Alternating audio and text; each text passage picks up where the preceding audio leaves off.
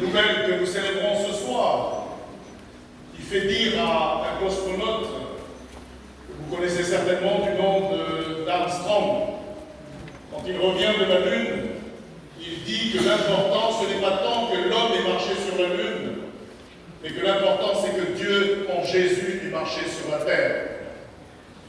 La joie de Noël, c'est donc d'abord la joie de Dieu. Depuis le début de la création, Dieu est à la recherche de l'humanité.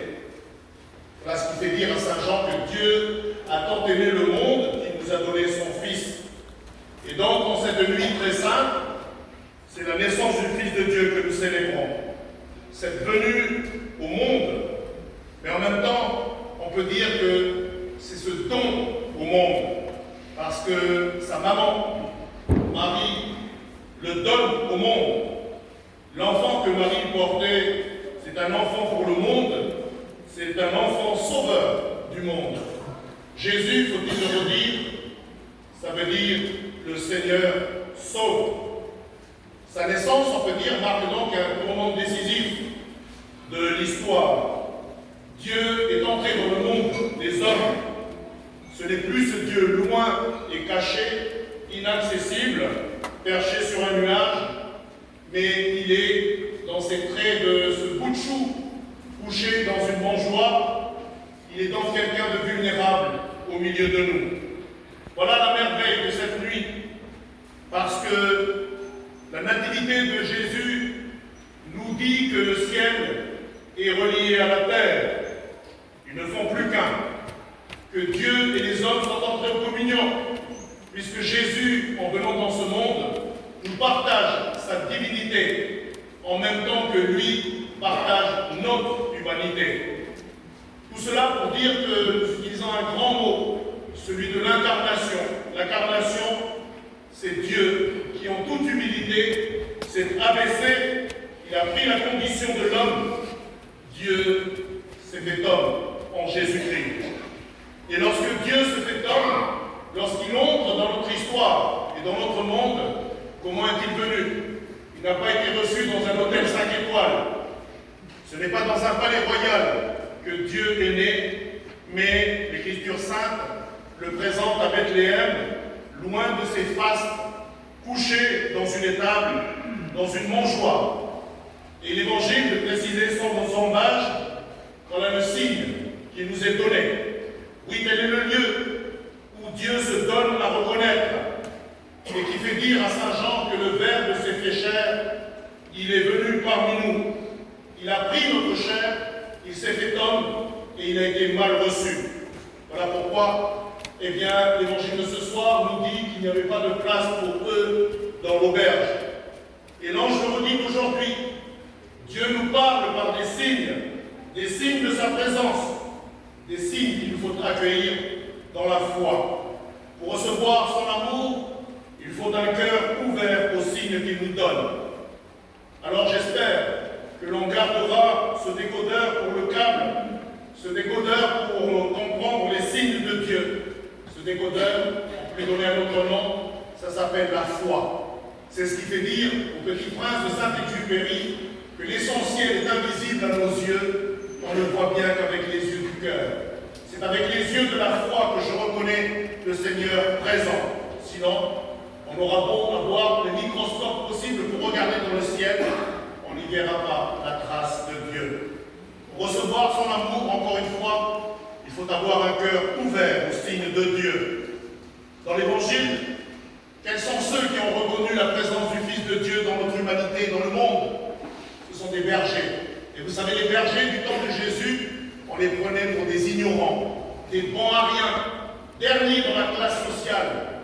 C'est à eux que revient cette primauté que de reconnaître le Fils de Dieu lorsqu'il entre dans le monde. Ce sont ces pauvres rien du tout, et c'est toujours cela. Ce qu'il y a de fou dans le monde, ce qu'il y a de faible dans le monde, voilà ce que Dieu a choisi.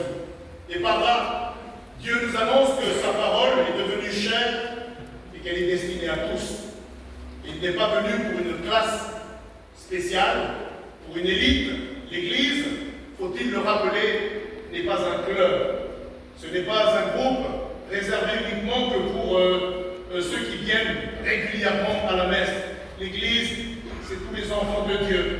Parce que si le Fils de Dieu est venu dans ce monde, c'est pour que toi et moi, nous partagions quelque chose de sa divinité. C'est parce qu'en tout homme, il y a cette ressemblance en Dieu, et qui fait que l'on soit kanak, que l'on soit wallisien, que l'on soit blanc, que l'on soit jeune, nous partageons cette divinité, cette dignité d'enfant de Dieu, gagnée pour nous par le Sauveur de l'humanité. Dieu est dans ce trio qui a choisi le dénuement total. Il est allé jusqu'à se placer au-dessous de l'échelle humaine dans cette mangeoire des animaux. Quel accueil pour quelqu'un de si grand, quel accueil pour sa majesté, quel accueil pour le Fils de Dieu. Il n'y a pas de tapis rouge, encore moins la présence des caméras de RFO. C'est la pauvreté absolue que Dieu a choisi pour nous redire qu'il rejoint tout homme et toute femme et qu'il est, indépendamment de son histoire, sa couleur, nous sommes tous aimés de Dieu. Nous sommes tous, vous et moi, nous sommes des trésors aux yeux de Dieu. Voilà la merveille de Noël. Dieu a choisi notre humanité. Il a choisi d'entrer dans cette culture, dans tout ce qui fait la particularité de chacun d'entre nous. Il a épousé cette pauvreté la plus totale pour nous dire que chacun d'entre nous est trésor aux yeux du Père. Alors, qui que nous soyons, quelle que soit notre culture, quelle que soit notre solitude, quelles que soient nos déchirures, ou quelles que soient nos situations, tous, nous sommes assurés que Dieu veut nous rencontrer et qu'il veut rejoindre chacun d'entre nous. Oui, il est venu, et il vient encore pour chacun et chacune d'entre nous. Permettez-moi de le redire, Jésus ne viendra plus naître dans une étable à Bethléem. C'est dans le cœur de l'homme qu'il veut avoir sa place. Sommes-nous disponibles pour faire un peu de place à celui qui vient, à ce sauveur de l'humanité, celui qui veut venir combler les aspirations les plus profondes de l'homme? Il n'y a aucun titre, il n'y a aucune possession, rien de matériel qui ne puisse combler toutes ces aspirations au fond de chacun d'entre nous, sinon l'amour et la miséricorde de Dieu pour chacun. Noël, c'est donc Dieu qui nous redit à chacun d'entre nous: je t'aime, je veux vivre avec toi, qui que tu sois, quelle que soit la vie de patachon que tu aies pu mener, tu es cher parce que tu es un trésor à mes yeux. Je désire habiter en toi. Voilà la bonne nouvelle que nous partageons en ce soir de Noël. Il y a cette nouvelle, cette parole que nous entendons de l'ange. Ne craignez pas, dit-il. Voici que je viens vous annoncer une bonne nouvelle, une grande joie. Un fils nous est donné, un enfant nous est né. Ces paroles, ce sont celles que l'ange adresse aux bergers. Eh bien, puissions-nous être convaincus ce soir que ce ne sont pas simplement aux bergers à qui l'ange s'adresse, mais que ces paroles, elles nous sont redites pour chacun et chacune d'entre nous ce soir, parce que c'est tout simplement pour chacun d'entre nous que le Fils de Dieu vient encore sur notre terre. Et à la voix de l'ange se joint sur toute la troupe céleste pour chanter la gloire de Dieu et cette paix offerte à l'humanité. Voilà ce que Dieu, en effet, veut vraiment nous donner au monde. Dieu veut nous partager sa paix. Cet enfant, il est symbole de la paix. Il est le prince de la paix. Il est celui qui symbolise le bonheur de vivre. C'est un don, j'allais dire. C'est une grâce à accueillir, que celle de la paix. Mais n'est-ce pas aussi une responsabilité pour chacun d'entre nous, à travailler, à œuvrer, à devenir artisan de paix. Chaque célébration de Noël devrait donc changer la face de la terre. Parce qu'à chaque fête de Noël, nous recevons Dieu lui-même, celui qui veut nous partager sa paix et sa joie. Et notre responsabilité, frères et sœurs, faut-il le rappeler, c'est d'être artisans de paix. C'est de répondre autour de nous ce que, en cette nuit, Dieu offre à tous les humains. Tous ici présents, j'imagine, aspirent à cette paix. Je suis sûr que la paix, la joie, l'amour, eh bien, c'est ce qu'il y a au plus profond d'entre nous. À Noël, au travers de l'enfant Jésus, c'est donc ce don que Dieu nous fait, et en même temps, il est de notre devoir, c'est de notre tâche, non seulement j'allais dire, de semer cette paix autour de nous, de refléter quelque chose de cette paix.